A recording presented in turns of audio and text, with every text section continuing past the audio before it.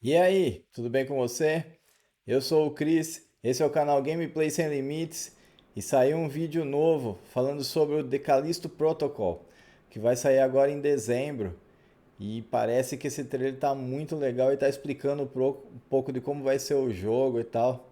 Vamos dar uma olhadinha e ver como é que ficou. Se inscreve aí, deixa um joinha, hein? Callisto Protocol will, in fact, scare the pants off of all of us. There will be no more pants. What is fear? Fear is such a basic part of who we are. Where is it created? Atmosphere in a game like this is everything. It's terrifying, but it's beautiful. And how can we use it? With horror, there's no rules.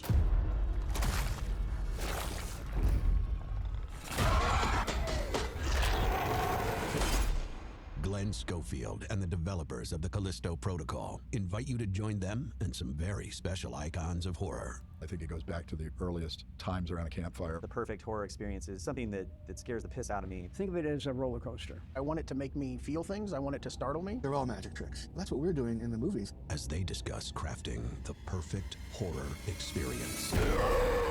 The 5 tenets of horror for the Callisto Protocol are brutality, atmosphere, Tension.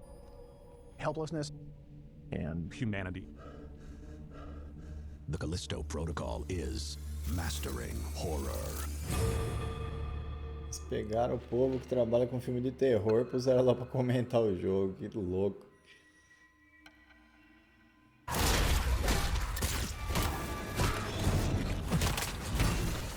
Nossa. Brutality is part of that, that shock value.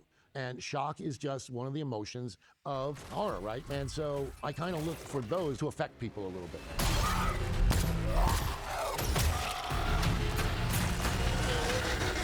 what we wanted the project to be was really about looking at films and games and kind of thinking about how we wanted our project to sit within those. You know, we watch these movies and it does give you a feeling. It was a lot of fun because there was a lot of research. When you sit down on the couch or go to the movie theater to watch a movie, you're experiencing someone else's story, and you can feel things by experiencing that story, and it can be very moving, but there's always going to be a distance between you and that character. One of the things that video games does that I think heightens things for storytelling purposes is it puts you in the center of that story. So you are the one performing tasks. You are the one succeeding when the character succeeds. I think the growth in that is exponential. I mean, I think it's going to be massive. Even from where it is now. Whoever the next George Lucas is, he, she, they, at 13 years old, they have a controller in their hands. It's an experience that is unrivaled in other forms of entertainment.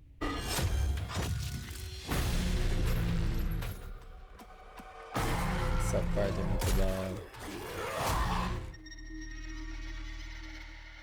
There are two movies, Hostel and Martyrs, in which there was a scene in each one that were so brutal that it affected me.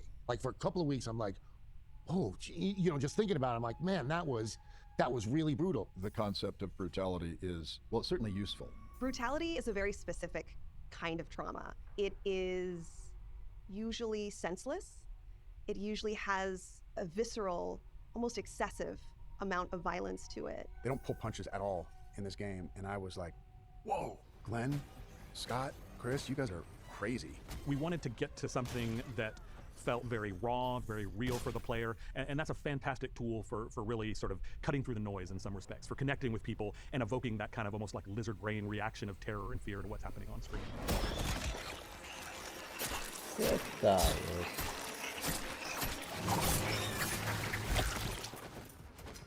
You know, conflict is drama, and physical conflict, aka brutality, is the most primal form of conflict, and it's something that everyone can understand. You have to be very, very careful with it. You know, you see somebody come along and chop somebody else's head off, like Tom Savini did in Friday the 13th. Well, that had never been done before. It became like a magic trick. You say, how did they do that? But it's gone, and then you go forward. I do the same thing a magician does. A magician is trying to make you believe that what you're seeing is really happening. Well, that's what we're doing in the movies. We do have a lot of parts coming off and dismemberment and all of that. We have bones showing up, but it's not like, oh, this game is about showing the bones. No, I think it's about the combination.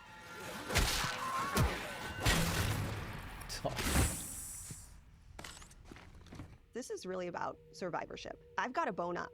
I actually have to match that level of violence. I have to become offensive. It also so crosses a line from civilized behavior that it lets you know that in this story, this is the world we are in now. You know, you really have to put your characters through the ringer in horror. If you have a guy trying to get from point A to point B, you know, that's a story. You can have conflicts happen along the way. If he's got a broken leg and his bones hanging out, the story's about 10 times more interesting, to me at least. I'm just trying to give you a chance at rebirth.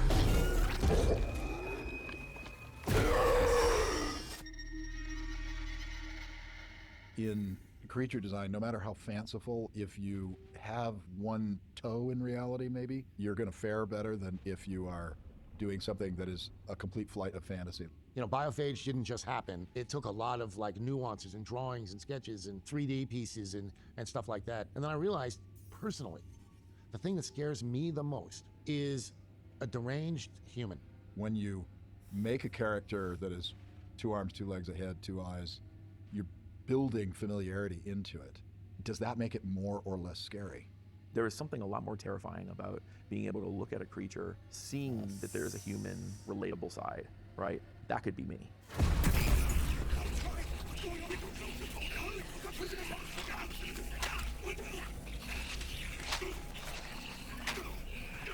You have to come up with the style and what are these creatures? What are the roots of these creatures? Are they aliens? Is it something biological? Is it something that's evolved? You know, you have to kind of set down those roots first. We want to ground everything we do, so we want people to believe on what they see, and that kind of breaks the barrier on thinking that it's just another game or just like something created. Glauco's amazing, not just his creative eye, but also just, you know, his mind and the way that he's taken the human form and turned it on its ear, kind of giving you this kind of twisted humanity vibe with bones growing out and teeth growing out and eyes turning into something different. My favorite, which I played a huge role in that one personally, I had a lot of fun sculpting, is Big Mouth, is the guy that we see in the first trailer, and we see it a couple times in the other demos too. He has a really big mouth, and he has like very long teeth, and you know, there's a lot of saliva and like goo like coming out of his mouth. I don't know how many versions we did of him. Well, not in 3D, but we probably have about 50 different designs of him. Yeah, that one is my favorite, maybe for biased reasons, but.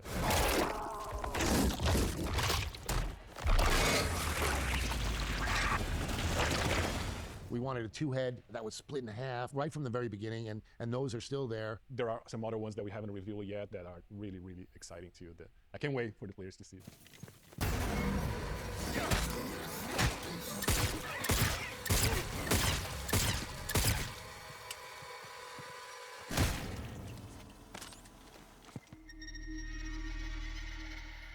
Our combat experience is really getting close to these creatures, and we show full detail. We don't hold anything back. A lot of it was picking melee as the 50% of our gameplay. You are very close to enemies. You're always within reach of them, and so you're in danger. That also is a way to show the brutality right in front center stage.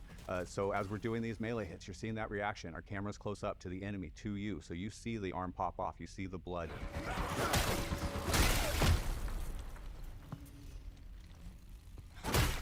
Our gore system plays a big role in showcasing brutality. It's basically a system that scales through enemies, through environmental hazards, and basically allows the enemies to get dismembered, to spawn blood, to have the dabs. Like if I hit someone with a bat, stun that's on, how's that arm gonna fall? If I shoot him in the head, like is it going to explode? We have a lot of tools built into the system that we can, you know, achieve all of these different things. Oh shit! That's the direction that we wanted to take. So in that vein, we just went to the supermarket and we were buying a bunch of different types of meat. Something with more fresh, more red, something with more fascia. Fascia is the tissue that covers muscles.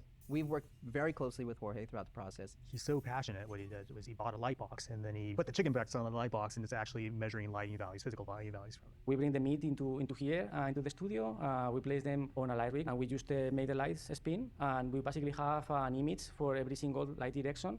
And that allows us to understand how this tissue is reacting to light. So we can understand how to actually replicate that in the game.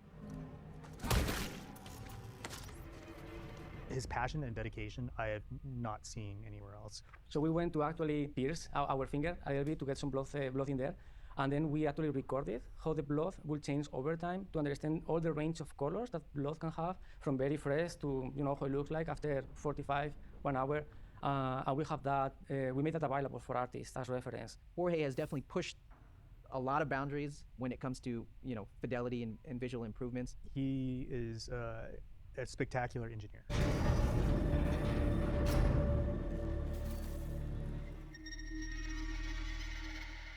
The dodge system is very important to our game because it really separates us from a lot of other games in the horror genre. What that is if you hold left on the left stick while an enemy is attacking, you will dodge their attack. And if they come back again and hit you again, you have to hit right. If you don't have the rhythm right, then you will get hit.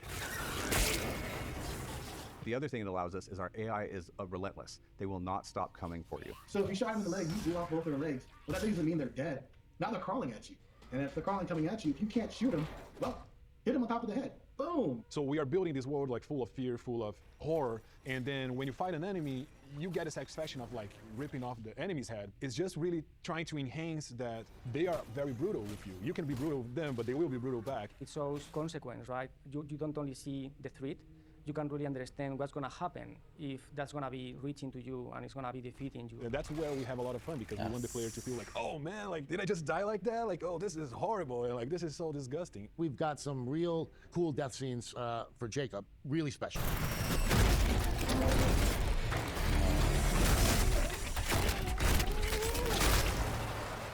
It's really about seeing what happens to us when we lose against creatures. We show every single detail, and that's what really drives that experience for us. Most games don't reward you for dying. They just give you a nice "you are dead" and then take you back.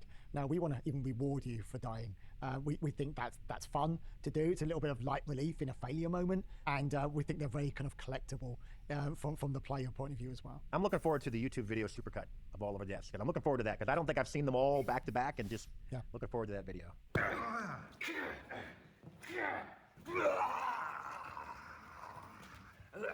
One more.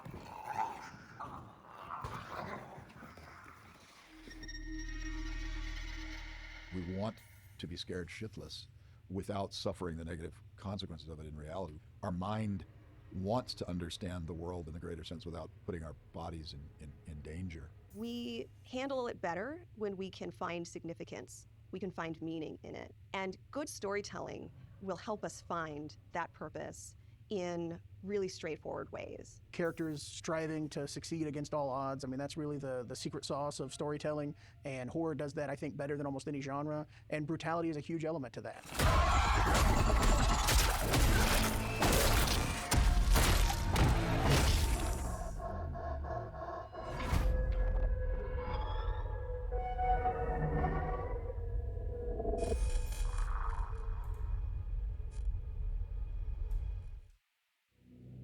Callisto Protocol will, in fact, scare the pants off of all of us. There will be no more pants. What is fear?